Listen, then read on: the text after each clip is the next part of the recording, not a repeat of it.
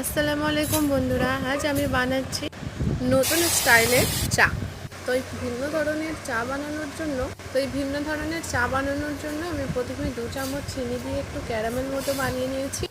Caramel মতো বানানোর পর তাতে আমি 2 চামচ মানে একটু ছোটো চামচেরই, চা চামচের থেকে একটু ছোটো চামচে 2 চামচ দিয়ে দিলাম চা পাতা।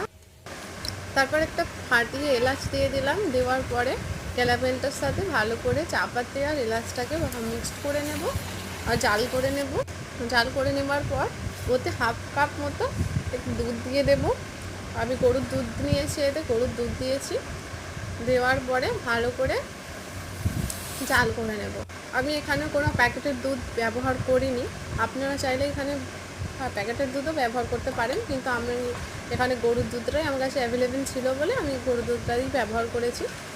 আর এই চাটা যখন করছিলাম এত সুন্দর গন্ধ আর এত মজা হয় খেতে, আপনারা না খেলে বিশ্বাসই করবেন না। ভিডিওটা যদি ভালো লেগে থাকে তাহলে সাবস্ক্রাইব, লাইক, শেয়ার করে দেবেন। ধন্যবাদ।